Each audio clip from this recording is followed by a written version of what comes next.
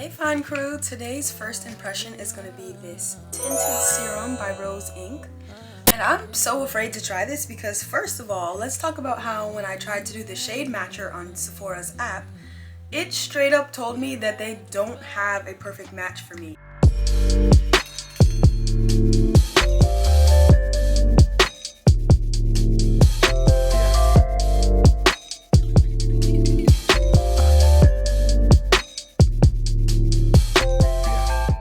So I'm just wondering, like, tinted moisturizers are even easier to have a great shade range because sometimes when it's such a thin texture, one shade can match about 3 different shades of people.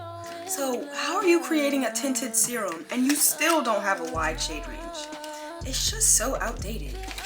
It's 2022. There should be no such thing as anyone not being able to find their shade in a product. But this is how it looks. As you can see, it has a very interesting texture.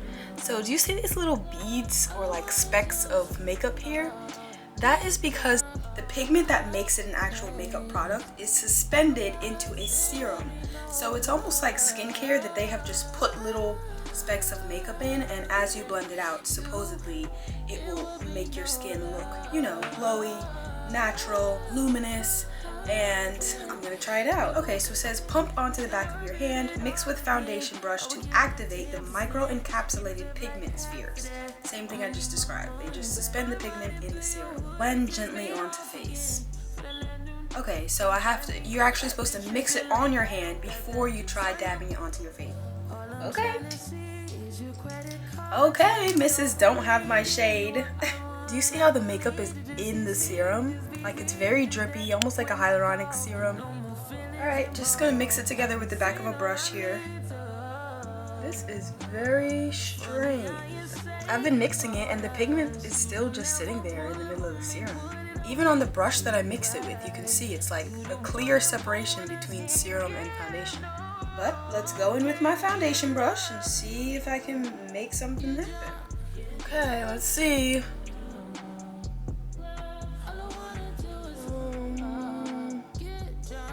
These are some random streaks of makeup I got on.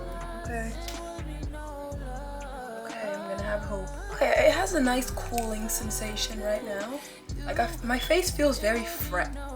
Ooh, hold on, that's a nice glow. Hold on. That's a really nice glow. Hold on, let me finish blending out. They said they didn't have my shade, but it's not looking half bad right now. It has a nice cooling sensation, so it feels like I'm putting on skincare right now with a makeup brush, to be honest. If you don't know who Rosie Huntington Whiteley is it Whitley or Whiteley? She is a supermodel, and I'm actually not surprised that this is the type of product she has decided to release in her makeup line because she is a model. So I would already assume for all of her products to be all about just enhancing your natural beauty and not changing your face too much, just sort of bringing out your best features.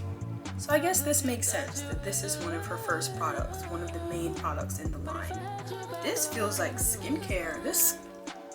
I'm pleasantly surprised by this, to be honest. I swore that this was going to be back in my Sephora bag to return by the end of the day. Let me try to maybe put on another coat, see if we get some more coverage. One thing I always like to observe about foundations is whether or not it's the type of foundation where you need a full face after you apply it. High coverage foundations usually also look crazy if you don't have on a full face with it. But this is definitely a type of foundation that you can wear by itself, no other makeup on. As you guys can see, I don't have anything else on, and like, I could go outside like this. It didn't make any of my features go flat, which is the case with some foundations. Like, you'll put it on and then you have no definition in your face anymore, but this definitely is not that.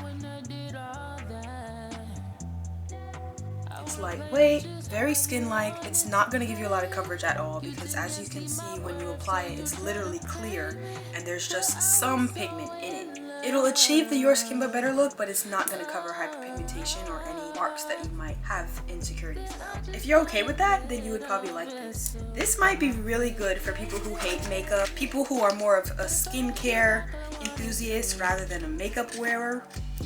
You might really like this, to be honest. I was pleasantly surprised, I have to admit.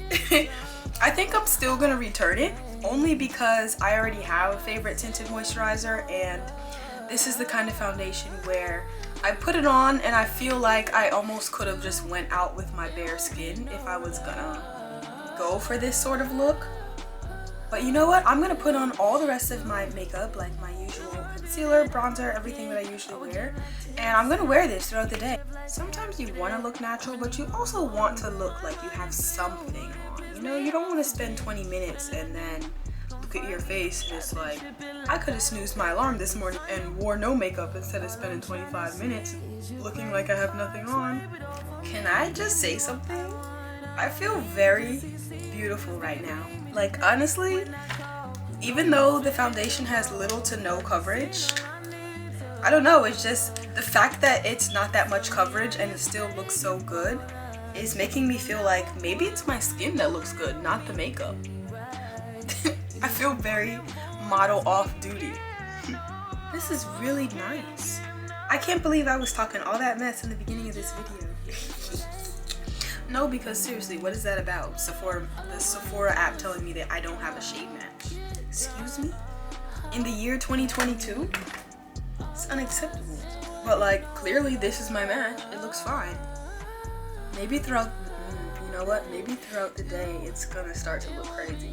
Because that happens sometimes too. It's like when you first apply it, you can definitely get away with it. But as the day goes on, you start to see that separation between neck and face, and then you see why it said that that was not your shade.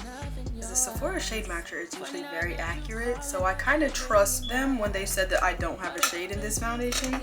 So far it's looking good, but I'm a little afraid that later I might find out what they were talking about. This is very pretty. I'm pleasantly surprised. Okay, so we're gonna wear this throughout the day and I'll let you know how it goes. It is now 7 p.m. and this is how it's looking.